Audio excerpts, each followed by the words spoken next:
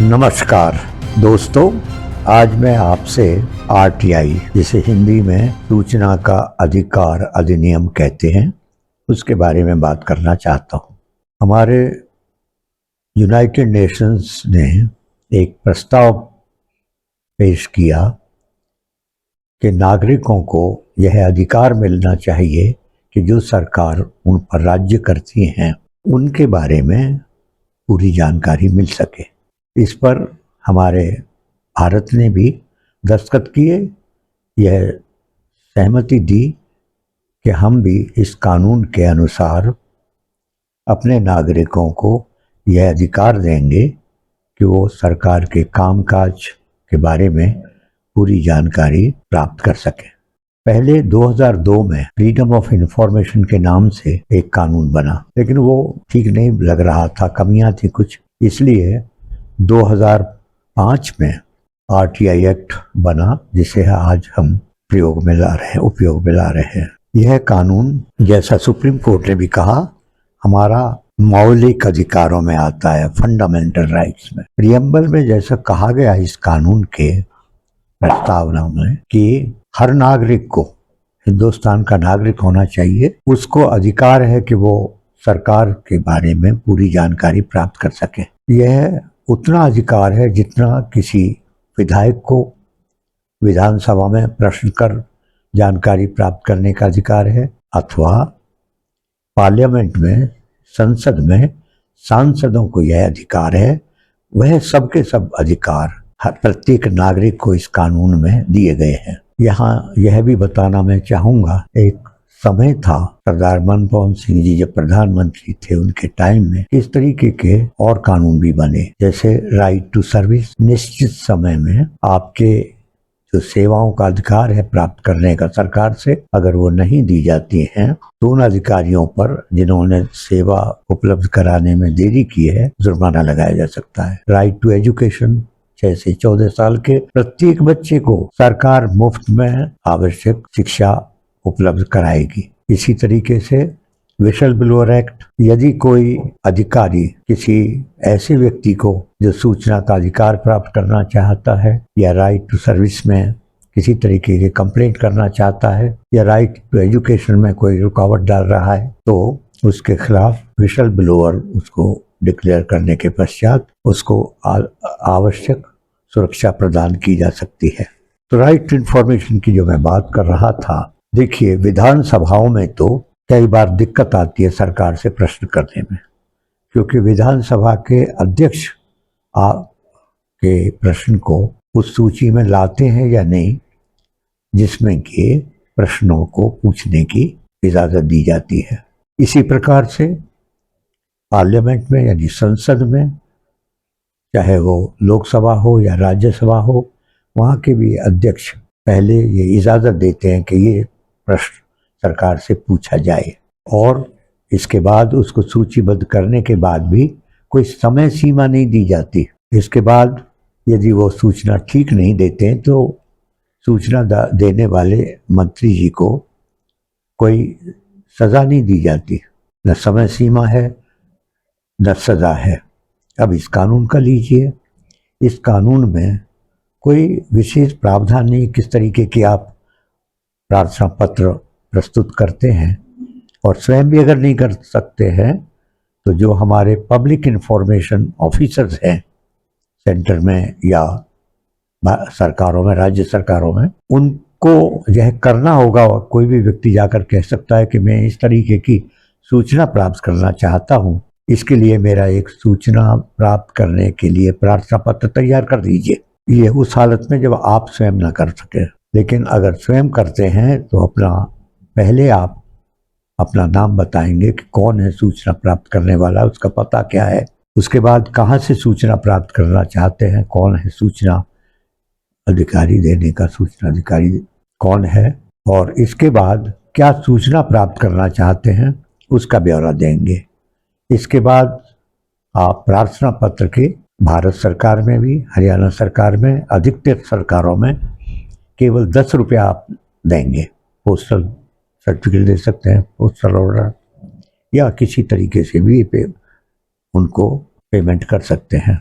इसके बाद आप ये भी कहेंगे कि कितने पीरियड की सूचना दी जाए। मतलब यह है कि केवल आपको प्रारंभिक जानकारियां इस संबंध में देनी होंगी अपने बारे में, और जो सूचना देने वाला अधिकारी है उसके बारे में, और जो सूचना है कोई खास इसके लिए प्रोफॉर्मा नहीं रखा हुआ है। आप इस तरीके के प्रार्थना पत्र को ऑनलाइन भी भेज सकते हैं और डाक द्वारा भी भेज सकते हैं, या पर्सनली व्यक्तिगत रूप से भी प्रस्तुत कर सकते हैं। अब सूचना अधिकारी को, सूचना देने वाले अधिकारी का ये सूचना 1 महीने में देनी होगी। ज़्यादा से ज़्यादा उसको 45 दिन दिया जा सकते हैं विशेष हालात में। और अगर वो सूचना उस समय में नहीं देता है तो सूचना प्राप्त करने के जो प्रार्थी हैं उनका यह अधिकार है और कर्तव्य भी है कि वो प्रथम अपीलीय अधिकारी के पास एक अपील भेजें। उसमें वो लिखें, मुझे इन्होंने सूचना नहीं दी है, या सूचना गलत दी है, या सूचना ऐसी दी है जो गोल मोल है, समझ नहीं आ रही है। जो भी आपकी शिकायत है प्रथम अपील अधिकारी को आप यह अपील करेंगे। उसके लिए भी कोई खास प्रावधान नहीं है, कोई पैसा नहीं देना पड़ता है, किसी तरीके से भी भेजी जा सकती है, यानी ऑनलाइन भेजी जा सकती है, डाक से भेजी जा सकती है, व्यक्तिगत रूप से भी दी जा सकती है। अब उस प्रथम अपीलीय अथॉरिटी अधिकारी, जो सूचना देने वाले अधिकारी का सीनियर अफसर है, उच्च अधिकारी है, 1 महीने में उस अपील पर फैसला कर देना होगा। अगर एक अपील में वो फैसला नहीं करता है या उचित फैसला नहीं करता है तो दूसरी अपील राज्य के या केंद्र में है तो केंद्र के सूचना कमिश्नर, सूचना आयोग के पास दी जाती है। और इस आयोग को बहुत पावर्स है, वो विशेष हालात में सिविल कोर्ट की अधिकारों का उपयोग कर सकता है, जैसे वारंट इश्यू कर सकता है, आदेश कर सकता है, FIR करा सकता है, विशेष डायरेक्शन दे सकता है, आदेश या दिशानिर्देश दे सकता है कि आप इस तरीके से अपना कागजात को तैयार कीजिए। यही नहीं, इस सूचना के अधिकार में यह भी प्रावधान है कि प्रत्येक पब्लिक अथॉरिटी को अपने वेबसाइट तैयार करना चाहिए और उसमें सारी की सारी सूचना, वहाँ 17 पॉइंट दिए हैं, वो सारी की सारी सूचना लेके नाम क्या है, काम क्या है, कितने अधिकारी हैं, उनको कितना पे मिलता है, क्या क्या काम करते हैं, आपका कॉन्टेक्ट नंबर क्या है, किस तरीके से आप सूचना लोगों को अपने आप देते हैं, 17 पॉइंट है। इसके बाद भी अगर रह जाते हैं तो सोच करके और सूचना दें और इन पॉइंट्स को वो समय समय पर पूरा करते रहें। तो ये मैंने बेसिक बात बताई आपको कि सूचना के अधिकार अधिनियम में क्या प्रावधान है। लेकिन दिक्कत कहाँ आ रही है, चाहे सुप्रीम कोर्ट कह दे कि ये आपका मौलिक अधिकार है, इसीलिए इसके खिलाफ रिट भी जाती है अगर इंफॉर्मेशन कमिश्नर का भी जो फैसला है उससे आप संतुष्ट ना हो। हाई कोर्ट में रिट डाली जा सकती है, सुप्रीम कोर्ट में रिट डाली जा सकती है। लेकिन आज बहुत तकलीफ के बाद साथ कहना पड़ता है कि सूचना अधिकार अधिनियम को और सुचारू रूप से लागू करते और तेजी से उस पर काम होता, पूरी कोशिश की जा रही है आज पिछले 10-15 वर्ष से कि किस तरीके से इस अधिनियम को मार दिया जाए, ख़त्म कर दिया जाए। उसके लिए तरह तरह के हथकंडे अपनाए जा रहे हैं। जैसे 2005 में जब सूचना का अधिकार अधिनियम बना था तो सूचना आयोग में 10 सूचना आयुक्त और 1 मुख्य सूचना आयुक्त लगाए जाते थे, और इनका प्रोटोकॉल, इनकी हस्ती, एक तरह से इनकी स्थिति तकरीबन वैसी ही है जैसी कि चुनाव आयोग या चुनाव आयुक्तों की है। लेकिन पिछले कुछ समय से भारत सरकार के सूचना आयोग का हालत यह है कि 10 में केवल 2 सूचना आयोग काम कर रहे थे, आयुक्त काम कर रहे थे। अब आप सोचिए कि 10 की जगह 2 सूचना आयुक्त आप अगर नियुक्त करेंगे तो वो कितना काम कर सकेंगे। हरियाणा सरकार के ही हम बताते हैं, 10 में से बहुत दिन तक केवल 3 सूचना आयुक्त काम करते रहे। 24 मार्च 2025 को मुख्य सूचना आयुक्त का कार्यकाल समाप्त हो गया था, दूसरा लगाया ही नहीं गया। पहले कोई इस तरह की प्रक्रिया प्रारंभ भी नहीं की गई कि सूचना आयोग में सूचना आयुक्तों की या मुख्य सूचना आयुक्त की नियुक्ति करनी है। नतीजा यह हुआ कि काफ़ी दिन तक सूचना आयोग बिना मुख्य सूचना आयुक्त के चलता रहा। एक सूचना आयुक्त को ही मुख्य सूचना आयुक्त का कार्यभार सौंप दिया। अब अगर 10 की जगह 3 होंगे और मुख्य सूचना आयुक्त भी नहीं होगा तो आप अंदाजा कर सकते हैं कि वो कितना काम कर सकेंगे। लेकिन इसके बाद भी परेशानी यह है कि जो लगाए भी जाते हैं वो पहले उच्च अधिकारी रहे होते हैं सरकार में, अधिकतर उनको लगाते हैं, कुछ को छोड़ करके उनको लगाते हैं। सुप्रीम कोर्ट ने एक बार आदेश दिया था कि आप कोशिश कीजिए कि सूचना आयोग में, चाहे वो केंद्रीय सूचना आयोग हो या राज्य सूचना आयोग हो, आप जुडिशियल अधिकारियों को, यानी जजेस वगैरह को, रिटायर्ड जजेस वगैरह को उसमें लगा सकते हैं, वो लगाना चाहिए। क्योंकि सूचना आयोग का काम तो तकरीबन आधा न्याय प्राधिकरण जैसा है। लेकिन मुझे नहीं लगता है कि किसी भी जज को आज तक उन्होंने लगाया हो। उल्टा सुप्रीम कोर्ट को ये कहा गया कि साहब ये संभव नहीं हो पाएगा, क्योंकि जानते थे यहाँ के अधिकारी कि अगर पूर्व न्यायाधीशों को लगाया जाएगा तो उनके अंदर तो वही विचार रहेगा, वही कार्य पद्धति रहेगी, वही विचारधारा रहेगी जो वो न्यायालयों में काम करते थे जब जज थे। और वो सरकार से डरेंगे भी नहीं, किसी को फेवर नहीं करेंगे। क्योंकि आज भी न्यायालयों के बारे में जो लोगों की राय है वो और विभागों से और सरकारी तंत्रों से कहीं अच्छी है। अभी किस तरीके से परेशान किया जा रहा है, सूचना आयोगों में स्टाफ और आयुक्तों की भारी कमी। सूचना आयोग भी लगा देते हैं तो उनको रजिस्ट्रार नहीं मिलेंगे, असिस्टेंट रजिस्ट्रार नहीं मिलेंगे, क्लर्क नहीं मिलेंगे, सुविधाएं नहीं मिलेंगी। क्लर्क की कमी यहाँ तक है कि जो सूचना आयुक्त निर्णय भी पास कर देते हैं, महीने महीने 2-2 महीने तक वो या तो टाइप नहीं होते हैं, टाइप भी होते हैं तो उनको डिस्पैच करने का उनके पास समय विचारों के पास नहीं होता है। नतीजा यह है कि वर्षों तक इस तरीके की अपीलें लंबित पड़ी रहती हैं। एक और नई समस्या आ गई है, मुझे याद है, मैं 1-2 आपको उदाहरण भी दूंगा। पहले 1 या 2 ज्यादा ज्यादा 3 सुनवाई के बाद अंतिम फैसला हो जाया करता था। अब ये हालत है कि 10, 20, 30 बार तारीख पर तारीख दे दी जाती है और उम्मीद ये की जाती है कि प्रत्येक व्यक्ति जो भी सूचना का प्रार्थी है वो सूचना आयोग के कार्यालय में उपस्थित हो। 2014 से पहले मैं कोई ये बात नहीं कर रहा हूं कि ये सरकार ऐसा कर रही है, कोई नुक्ताचीनी करने के लिए नहीं बैठा हूं, लेकिन वास्तविकता ये है कि लोगों को परेशानी ना हो इसके लिए सूचना आयुक्त तकरीबन प्रत्येक जिले पर अपना कार्यक्रम बनाते थे टूर का। वहीं पर उस जिले के सूचना मांगने वाले सूचना प्रार्थी को समय दे देते थे और वहीं सुन लेते थे। उन्हें जिले पर जाना पड़ता था, चंडीगढ़ जाना नहीं पड़ता था। इसके बाद और आगे बढ़ा, हर जिले में एक सूचना उपलब्ध कराने के लिए कार्यालय बना दिया गया और उसमें वीडियो कॉन्फ्रेंसिंग की सुविधा उपलब्ध करा दी गई। यानी सूचना प्रार्थी अपने उसी कमरे में बैठ करके, जिले के कमरे में बैठ करके आमने सामने सूचना कमिश्नरों से अपनी बात कह सकता था, सूचना आयुक्तों से, और उनकी बात सुन सकता था, जिसे वीडियो कॉन्फ्रेंसिंग द्वारा सुनवाई होती थी। कहीं जाने की आवश्यकता नहीं थी। इस सरकार ने उन दोनों सुविधाओं को समाप्त कर दिया। अब न सूचना आयुक्त जिलों पर जाते हैं टूर कर प्रोग्राम बना करके, वहां नहीं सुनवाई कोई हो रही है, और वीडियो कॉन्फ्रेंसिंग को भी विड्रॉ कर लिया।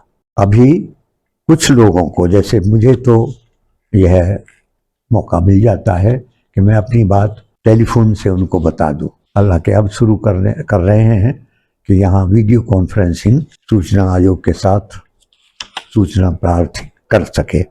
लेकिन होता क्या है, जो फैसले हैं बहुत ही तकलीफ होती है। सुप्रीम कोर्ट भी अगर कोई तारीख बदलती है, दूसरी तारीख देती है, नीचे की अदालतें भी अगर तारीख देती हैं, तो उसका कानून में प्रावधान है कि आपको कारण बताना पड़ेगा कि आज ही आप क्यों नहीं सुन रहे हैं। आपने आज सुनवाई की तारीख रखी थी, क्यों नहीं सुन पा रहे हैं, तारीख क्यों दे रहे हैं, ये कारण बताना पड़ेगा। यहां कोई कारण बताने का ये प्रावधान नहीं है, या कहिए इस तरीके की कभी विश्लेषण या व्याख्या तो हुई नहीं। अपने आप वो कोई कारण नहीं बताते। मैं स्वयं भी कितनी बार उनको लिखा है कि आप बताइए ना कि क्यों नहीं सूचना दे रहे हैं, आज दिला रहे हैं, क्यों नहीं आप आज हियरिंग कर रहे हैं। यही हालत फर्स्ट अपीलेट अथॉरिटी की हो गई है, यही हालत सूचना आयोग की हो गई है। 30 बार कोई व्यक्ति 8-8, 10-10 साल तक एक मामूली सूचना के लिए चक्कर लगाता रहेगा सूचना आयोग के पास। यही नहीं, जो फैसले आते हैं कभी कभी तो एक फैसला नहीं, अमल नहीं हुआ है, कोई परवाह नहीं, क्योंकि उनको हमारी तो मांग थी कि सूचना आयोगों को सूचना कॉन्टेम्प्ट ऑफ कोर्ट जैसी पावर दी जानी चाहिए, वो नहीं दी गई। हम तो यहाँ तक मांग कर रहे थे कि कम से कम 3 महीने की सज़ा दे सके, ये उनको अधिकार देना चाहिए। ठीक है, जैसे हमारे उपभोक्ता कमीशन आयोगों में ये सुविधा प्रदान है कि वे चाहें तो फौरन फैसला कर सकते हैं, लेकिन यहाँ पर कुछ को छोड़ करके हमारे जो सूचना आयुक्त हैं वो टालने की कोशिश करते हैं। एक ऑर्डर आपके पालन नहीं हुआ है, आपके पास अधिकार है, कोर्ट का जैसा अधिकार आप अज्यूम कर सकते हैं, आप FIR करा सकते हैं, आप उनको नोटिस सख्त नोटिस दे करके दफ्तर में व्यक्तिगत रूप से बुला सकते हैं, लेकिन इस तरीके का कुछ भी नहीं हो रहा है। मुझे लगता है 2014 के बाद कम से कम मेरी हजारों सूचना प्रार्थना पत्र गए होंगे, हरियाणा में भी, केंद्र में भी, बाकी राज्यों में भी।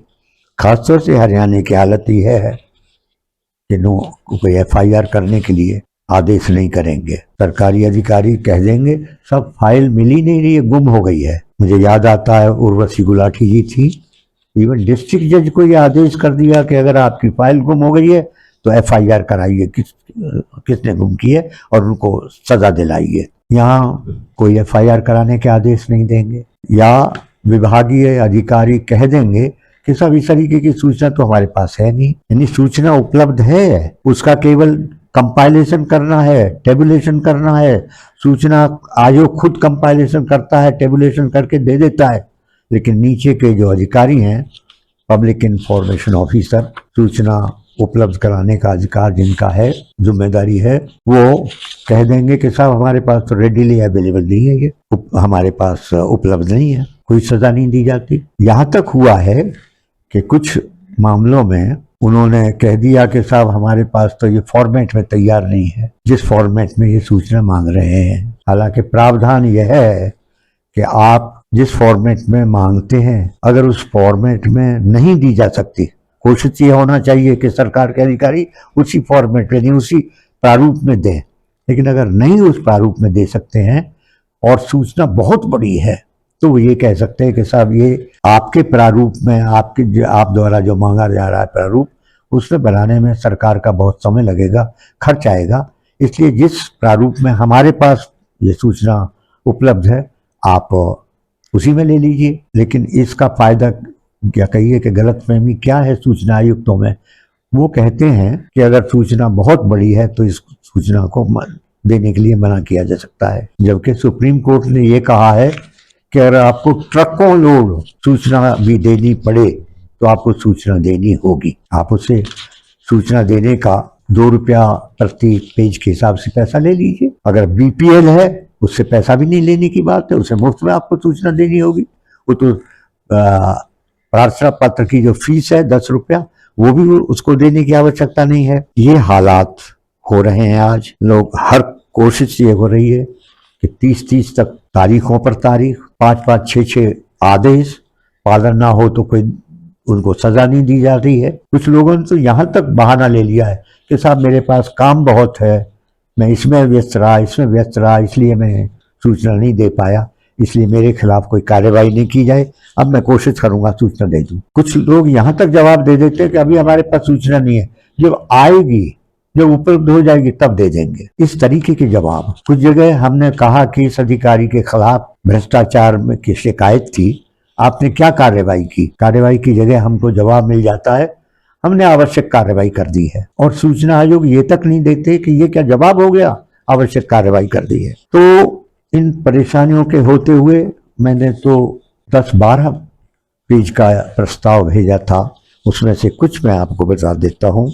मैंने कहा था सभी रिक्त पदों को शीघ्र भरें, इस पर ध्यान नहीं दिया गया। अब भरे जा रहे हैं, केंद्र में भी भरे जा रहे हैं और राज्यों में भरे जा रहे हैं। जब सुप्रीम कोर्ट ने सख्ती से कहा कि आप सूचना आयोगों में नियुक्ति क्यों नहीं कर रहे हैं, क्या परेशानी है, कितना उच्च उद्देश्य था सूचना अधिनियम का कि भ्रष्टाचार को समाप्त करने में ये काम आएगा, लोगों को एक अकाउंटेबिलिटी यानी एक जिम्मेदारी को महसूस करेंगे कि मेरा ये काम है, लोगों को पता लगेगा कौन अधिकारी क्या काम कर रहा है, ठीक कर रहा है या नहीं, या उसमें कोई सुधार की आवश्यकता है। मैंने ये भी कहा कि जो सूचना है समयबद्ध सुनवाई और निपटारा होना चाहिए, और जो नहीं करता है उसके खिलाफ सख्त कार्रवाई होनी चाहिए। सख्त कार्रवाई में अगर समय सीमा से देरी कोई करता है, चाहे वो सूचना उपलब्ध कराने वाला अधिकारी है, तो उसको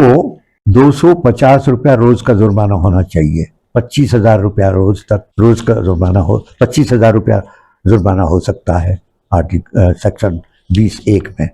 20(2) में उसके विभाग को लिखा जाता है कि इस अधिकारी को तो आदत ही है कि सूचना समय से नहीं देते, इसके खिलाफ डिपार्टमेंटल एक्शन होना चाहिए। ज्यादातर मामलों में इस तरीके की कोई कार्रवाई नहीं हो पाती। एक मामले में तो इतनी तकलीफ हुई हमको, उन्होंने कहा इन्होंने गलती की है, सूचना नहीं दी है, बार बार कहने पर भी नहीं दी है, बार बार आदेशों के बाद भी नहीं दी हुई है, सालों गुजर गया है, इन पर कार्रवाई होनी चाहिए।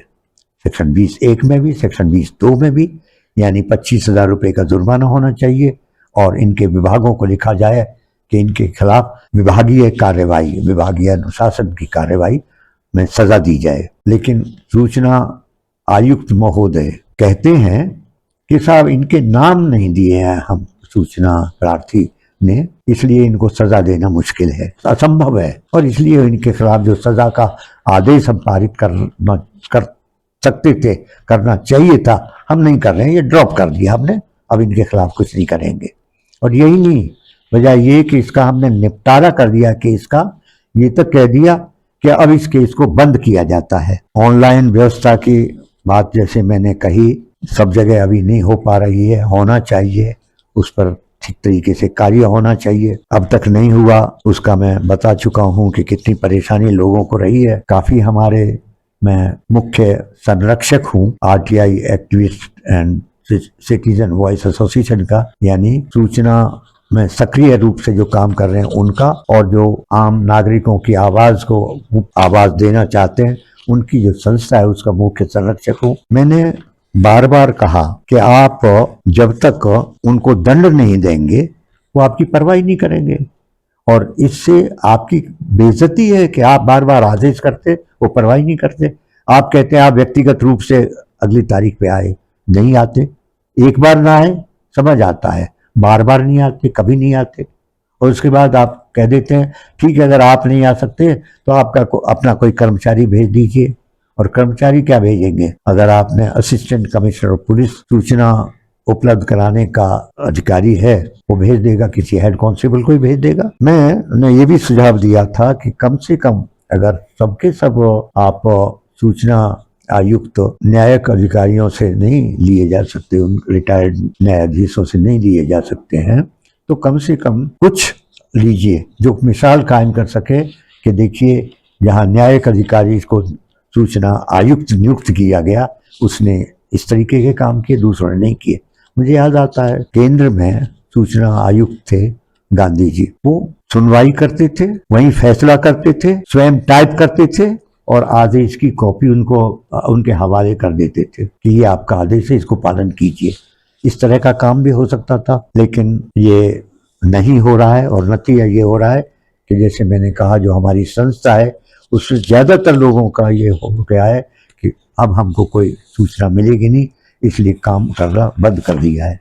एक मुद्दे पर सिर्फ बात करूंगा, मुद्दे तो बहुत उठा रखे हैं मैंने, एक मुद्दे पर बात करूंगा। देखिए, हमारे देहात में देह सामला जमीनें होती हैं, जिसको अंग्रेजी में VCL यानी विलेज कॉमन लैंड्स कहा जाता है। इनमें जैसे रास्ते हैं, देहात में रास्ते हैं, सड़कों से छोड़िए कच्चे ही रास्ते हैं, तालाब हैं जिन्हें तालाब, पोखर, जोड़ आप कह सकते हैं, और गौचर भूमि है, मेला ठेला उत्सव मनाने के लिए स्थान छोड़े हुए हर गांव में, उन पर कब्जे हो रहे थे। सुप्रीम कोर्ट में एक अपील की गई, जिसका अपील का टाइटल था Jagpal Singh and others versus state of Punjab and others. Punjab से शुरू ये मामला हुआ और सारे देश में को लागू किया गया।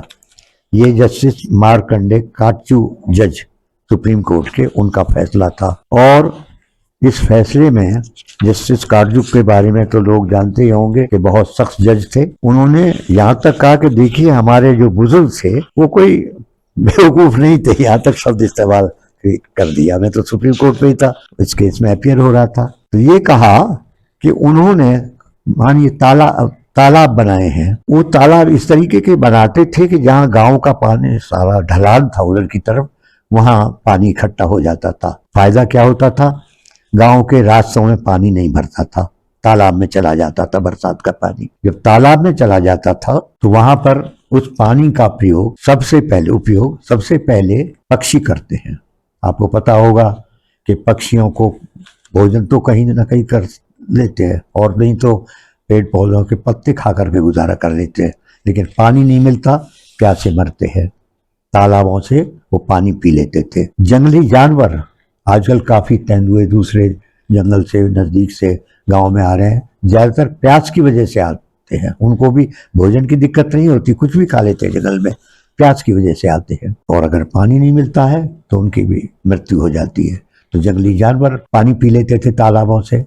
फिर गांव के पशु, पालतू पशु यानी गाय, भैंस, बछड़े, ये सब पानी पी लेते थे, किसान वहां पानी पिला के लाते थे। और कुछ लोग तालाब के आसपास की जिनकी जमीन थी, तालाब का पानी लेकर के कोई सब्जी वगैरह लगा लेते थे, ढोकली से पानी लेकर के। और सबसे ज्यादा महत्वपूर्ण जो बात थी वो ये थी, ये नेचुरल हार्वेस्टिंग का काम करता था, वाटर हार्वेस्टिंग का, यानी कुदरती ही पानी नीचे परकोलेट करता रहता था। नतीजा यह होता था कि हमारा जो जल स्तर है वो नीचे नहीं जाता था। आज मुझे याद आता है, बचपन में हम देखते थे हमारे यहाँ 15-20 फुट पर पानी उपलब्ध था, अब 250 फुट तक चला गया है।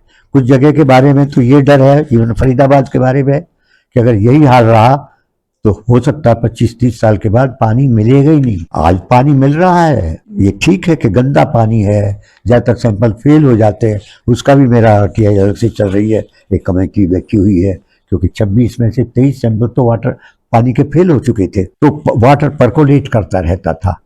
आज तालाबों पर कब्जे हो चुके हैं, दबंगों ने कब्जे किए हैं, या सरकारी अधिकारियों को पैसा दे करके, रिश्वत दे करके कब्जे किए हैं, मकान बना लिए हैं, और सरकारी अधिकारी उन पर कोई कार्रवाई नहीं करते। मैंने ये जो अभी जिस फैसले का मैं जिक्र कर रहा हूँ, मार्कंडे काटजू साहब का और ज्ञान सुधा मिश्रा जी दोनों की बेंच थी सुप्रीम कोर्ट की, जो फैसला 28 जनवरी 2011 में आया था, और ये सख्ती से कहा था कि इसको पालन करें आप, सारे के सारे विलेज कॉमन लैंड से आप अतिक्रमण और अनधिकृत निर्माणों को हटाइए। 28 जनवरी 2011, अभी जनवरी 2026 आने को है, यानी 15 साल हो गए। 15 साल हो गए हैं, और 15 साल में मैंने पहले सोचा था हरियाणा स्टेट के लिए काम करूं, वहां के बारे में पूछूं कि आपने कितने अतिक्रमण हटा दिए, और तो छोड़ दीजिए, कम से कम जोड़ के बारे में ही बता दीजिए कितने अतिक्रमण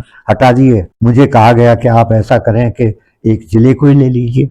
मैंने अपने जिले फरीदाबाद को लिया। फरीदाबाद में BDPO को कहा, एक ही ब्लॉक से शुरू किया, बल्लभगढ़ BDPO को, कि आपके यहाँ गांव में जो चौहड़े हैं, तालाब हैं, पोखर हैं, वाटर बॉडी, कुछ भी कहिए, उन में से कितनों को आपने अतिक्रमण हटा दिया है, जोहरों का पुनर्निर्माण कर दिया है, पुनर्जीवन दे दिया है। BDPO की दिक्कत थी कि तहसीलदार डिमार्केट करता है कि उनके रेवेन्यू रिकॉर्ड तहसीलदार के पास होती है, तहसीलदारों को लिखा, बीडीपीओ ने लिखा, गांव की प्रत्येक पंचायत ने लिखा, प्रस्ताव पास किया कि आप हमारे गांव की जो वीसीएल है, देश आमलात भूमि है, खासतौर से तालाब हैं, उनकी नाप कर दीजिए, डिमार्केट कर दीजिए, जिससे कि हम वहां के अतिक्रमण को हटाने की कार्यवाही प्रारंभ कर सकें।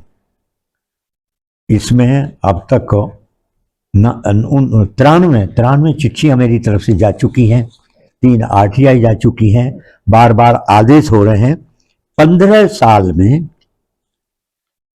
इस आदेश के बाद कि आप ये सूचना दीजिए, और उम्मीद तो की जाती है कि आपके रेवेन्यू रिकॉर्ड के हिसाब से आपके पास होना ही चाहिए, रिकॉर्ड में बाकायदा दर्ज होना चाहिए कि ये जो विशेष भूमि है, ये इसमें क्या हो रहा है, खेती हो रही है या अतिक्रमण हो गया है या क्या कार्य हो रहा है। अगर नहीं है तो आप कीजिए, ये आदेश दिया, और डॉक्टर ब्रह्मदत्त को इसकी सूचना दीजिए। आज तक इसकी सूचना नहीं मिल पा रही है। यही नहीं, इस आदेश का एक और भी अजीब दुखदायी पक्ष है, और वो क्या है। 2012 में मैंने एक आरटीआई लगाई थी। जैसे ही सुप्रीम कोर्ट का 28 जनवरी 2011 का फैसला आया, 2012 में मैंने एक आरटीआई लगाई, यही जानने के लिए कि आपने उस आदेश का पालन कितना किया है, कहाँ तक कर रहे हैं। उस वक्त के सुब्रमण्यम गौड़ बहुत अच्छे एफिशिएंट पूर्व आईएएस सुब्रमण्यम गौड़ सूचना आयुक्त थे।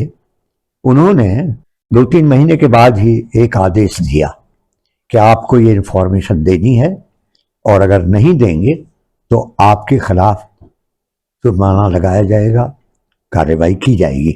सूचना नहीं मिली, जस्ट दूसरी तारीख पर ही, 3-4 महीने बाद, वो भी 3 तारीख पर यह फैसला कर दिया कि आप पर अब जुर्माना तो लगा दिया गया, आप 25,000 रुपया दीजिए, क्योंकि आपने 100 दिन से ज्यादा देर की है सूचना देने में। 25,000 रुपया जुर्माना तो लगा दिया, विभागों को भी लिख दिया, और ये कहा कि अब इस सूचना को आप 3 हफ्ते में दे दीजिए। ये 2015 के शुरू की बात है। आज हम 2025 के अंतिम महीने में हैं, 26 आने वाला है। आज तक उस 3 हफ्ते के समय में जो सूचना देनी थी उसको नहीं दिया गया, और मैं भी चुप तो नहीं बैठा हूं, लगातार चल रहा है। इसी पर विशेष प्रार्थना पत्र पर 7 फैसले हुए हैं, अमल एक पर भी नहीं। इसी पर जैसे मैंने कहा कि 93 चिट्ठियां हैं मेरी, संतोषजनक जवाब एक का भी नहीं। इसी पर गांव के लोगों ने प्रस्ताव पास किया है, सरपंच और पंचों ने, तहसील बीडीपीओ बार बार लिख रहा है, कोई अमल नहीं। और 7 बार आदेश ही नहीं, 30 बार एडजॉर्नमेंट भी हुए हैं।